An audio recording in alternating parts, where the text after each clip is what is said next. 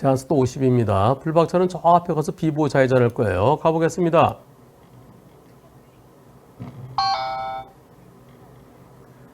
저 앞에 가서 비보호 좌회전, 앞에 차가 비보호 좌회전 대기하고 있다가 저 앞차는 녹색 신호에 좌회전, 비보호 좌회전 들어갔습니다. 나도 비보호 좌회전하러 들어가는데 우와! 엄청 빠르네. 자, 저 차는 안전에 들어갔는데 나는 여기서 쭉 가다가 우와! 2차 속도가 시속 50도로 제한속도 50인데 141km였대요. 누가 더 잘못했습니까? 비보호 좌회전한 차가 더 잘못했습니까? 녹색 신호, 녹색 직진 신호 엄청나게 과속한 직진차가 더 잘못했습니까? 여러분들의 의견은 어떠신지요? 투표 시작. 비보호 좌회전은 직진차 입장에서는 신호 위반하고 똑같은 거죠. 네, 갑자기 신호 위반 탁 들어오는 거랑 똑같아요. 비보호 좌회전 들어오는 거는요. 비보호 좌회전한 차가 더 잘못했다가 56%. 직진 신호에 엄청나게 과속한 직진차가 더 잘못했다는 게 44%. 이거 이렇게 생각하면 돼요. 잠깐 여기서요. 저 차처럼 차가 없는 걸 확인하고 갔어야 되는데 불박차 가다가 잘 안 보였대요. 여기 요 고가도로, 이게 고속도로인가 그렇대요. 여기 그림자 속으로 쏙 들어가서 잘 안 보였대요. 그러니까 그렇게 잘 안 보일 때는 확인해야지. 그럼 어디? 여기쯤. 아니면 조금 더 가서 최소한 여기는 서서 확인했었어야 돼요. 자, 지금 여기 차가 오고 있으면 여러분 가겠습니까? 안 가겠습니까? 좌회전. 여기서 여기까지 거리가 얼마나 될까요? 한 50m 될까요? 거리가 얼마 정확치는 않은데 약 50m를 치겠습니다. 50m면요. 50m를 시속 50으로 달리면 3점 몇 초 걸려요. 시속 60으로 달리면 3초도 안 걸려요. 근데 나는 3초 만에 빠져나갈 수 있나요? 못 빠져나가거든요. 그럼 이때 저 차 뭐야? 그러고서 여기 잠깐 멈췄더라면 하는 아쉬움이 있습니다. 여기가 시커매서 안 보인다는 건 그건 내 사정이죠. 일반적으로 법원에서 저럴 때요. 물론 불박차가 여기서 들어가는데 저쪽에서 시속 200km로 아직 안 보였던 차 200km 달려왔다. 트럭 있는데 여기쯤에 있던 차가 시속 200km, 저 100m 이상 떨어지는데 시속 200으로 달려서 사고 났다. 그럴 때는 엄청 과속한 차를 가해 차량 그리고 그쪽에 100% 잘못을 볼 수도 있습니다.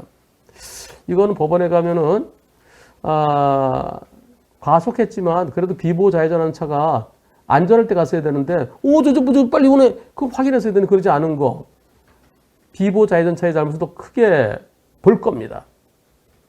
그리고 이런 사고일 때 과속한 차, 무진장 빨리 온 차의 잘못을 한 30에서 40%까지 보는 것 같아요. 그러면 결국은 상대가 과속했지만 엄청난 과속이지만 더 잘못한 차는 비보호 좌회전 차로 제 경험에 의하면 그렇습니다. 지난번에 뉴스에서 엄청 과속으로 온 차 40% 본 그런 사례도 있었어요. 자, 여러분들도 그래서 비보호 좌회전한 차가 더 잘못이라는 의견이 더 많습니다. 여러분들은 엄청난 과속 그러면 과속이 더 나빠. 그렇게 해서 2번을 선택하신 분 계신데요. 이 차 입장에서는 불박차가 자기는 직진신호로 보고 가는데 저렇게 달리면은 그러면 저 차 입장에서는 갑자기 신호 위반한 차랑 사고 난 거랑 마찬가지인 겁니다. 비보호 좌회전은 보호받지 못한다는 거잖아요. 다만 예전에는 신호위반, 사고 났으면 신호위반도 처벌받았어요. 그러다 2010년 8월부터 신호위반 아닌 걸로 바뀌었을 뿐이죠. 자, 여기서 문제 하나 더 내겠습니다.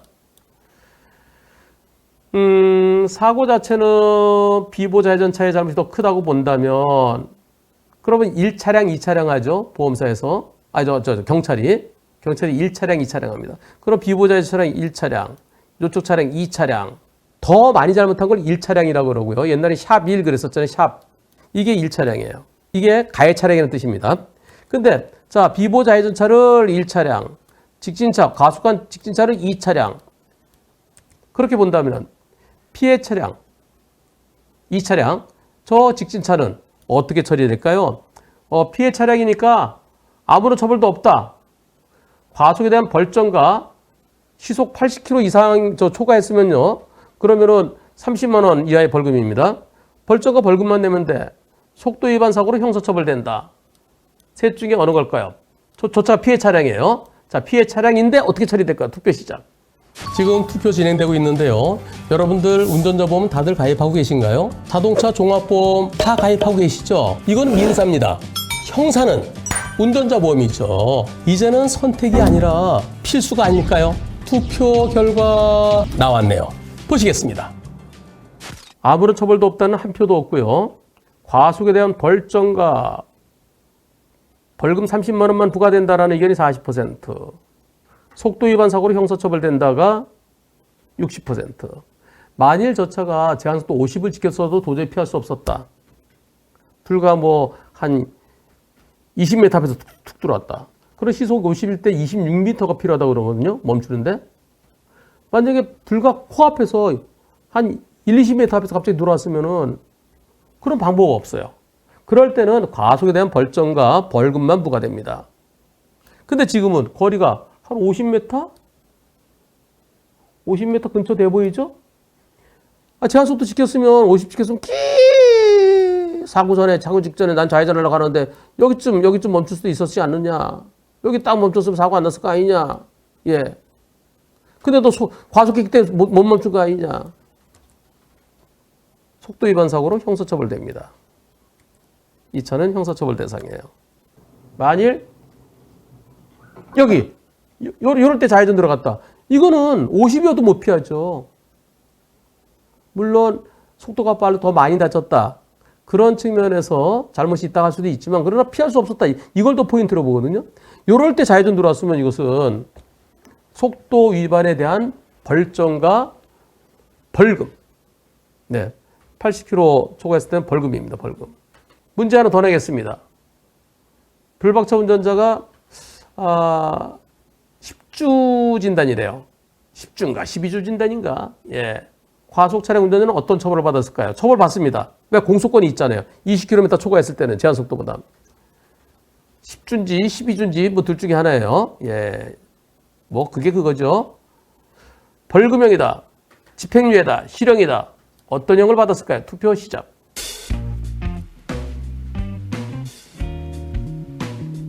벌금형에다가 66%, 집행유예에다가 30%, 실형에다가 4%.